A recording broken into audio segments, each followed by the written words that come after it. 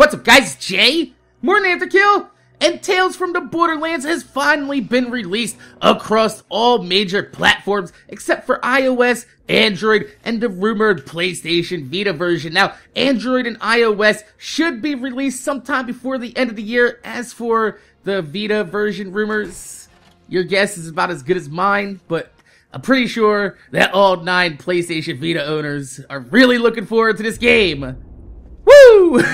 So, what I wanted to do was share my thoughts and opinions on this collaborative effort between Gearbox and Telltale game in sort of a semi-quasi, almost a review, but it's not really a review because if you look at my channel, you'll see that I'm not only a huge Borderlands fan, but I'm also a fan of Telltale games and their recent work with The Walking Dead and The Wolf Among Us. So, it's really hard for me to remain objective and non-biased when it comes to this franchise, but it's funny because if it wasn't for Tales from the Borderlands, I would have never tried any of Telltale games before. In fact, in one of my old live looting videos, I went as far to say that The Walking Dead winning Game of the Year over Borderlands 2 a couple years back was a travesty and shouldn't have never happened. But once I heard that Telltale was doing a Borderlands story, I decided to go ahead and give The Walking Dead a chance just because, you know, it was their most popular series, their most well-acclaimed series, and I wanted to acclimate myself with how these games work, and I wasn't really expecting the kind of reaction I got from this game. I really got into it because it's not actually really a game. It's more of an experience. It's like a storybook. I mean, you do move your characters around and inspect things in the environment, but most of the action and huge moments in the game, they take place within quick time events, timed button presses, and, you know, just choosing dialogue and actions between the characters. And it sounds really fucking stupid. I'm not even gonna argue that.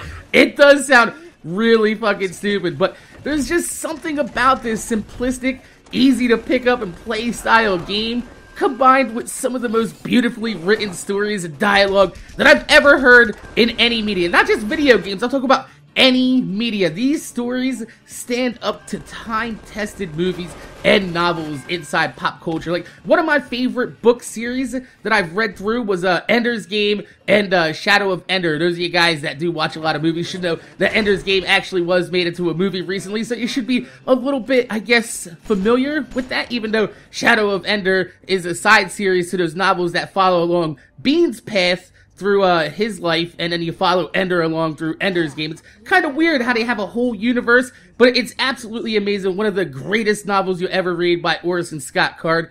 And I experienced that level of depth and emotion in both seasons of The Walking Dead, and I wasn't expecting it. It's like walking into a restaurant and getting hit in the face with a bacon pie. And it's like, I should be mad, but there's all this good shit on my face right now.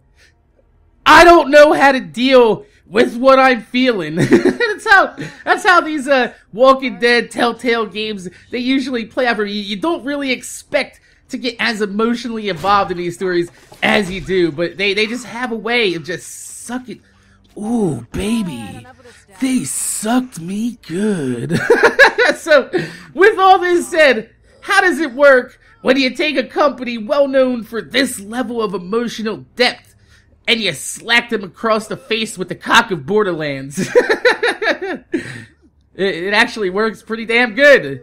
In fact, it works so good, and I gotta say, now that I've experienced the Borderlands universe with some actual real character, it's kind of hard to go back to the hollow shell of Anthony Birch's juvenile writing abilities. Yeah, motherfucker, I said it.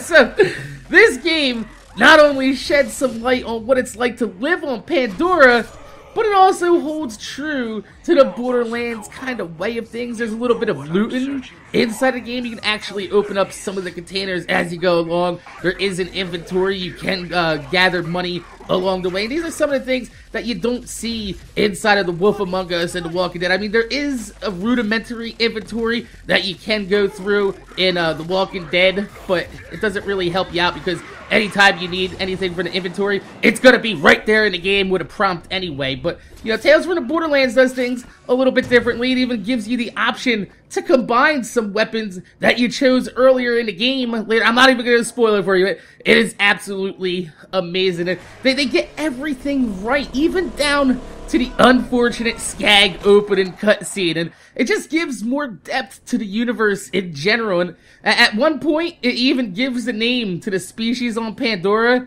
that never really had one before, and that's the fish that Tannis rides around on the Easter egg. Yeah, I was walking through a little area, it's like kind of like a hall of oddities inside of Pandora, and right there it was a fish skeleton on the wall, and if you inspected it, it said, this fish likes to come out when you shoot certain color barrel combinations. That's what happens with Tannis!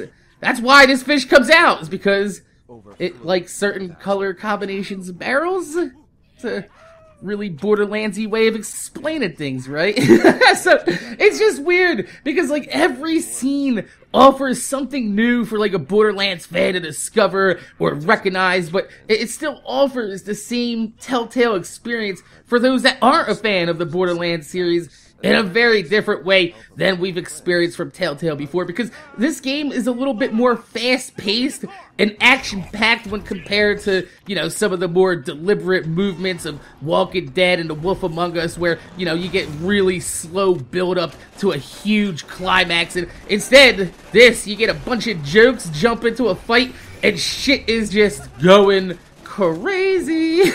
But, you know, it's not just comedy injected into it for the sake of comedy like Borderlands usually does, like when you're just playing through and it's like, oh, an echo screen pops up and here's a sex joke. Ha ha ha ha ha ha! No. This actually has real comedy that with real timing that's voiced and delivered well, and it's something that you don't see in the Borderlands universe. It's something that Borderlands has never had, and you know, it's a little bit more comforting knowing that these are actual real funny jokes that I'm laughing at instead of just recycled popular internet jokes shoved down your throat through echo communicators while you're shooting the shit out of everything. So, if Tales from the Borderlands continues on the track laid out ahead of them with this very enjoyable first outing, I could be pretty confident to say that we're gonna have another Walking Dead masterpiece again, especially since this is gonna be leading up into the story of Borderlands 3, but there's only one problem.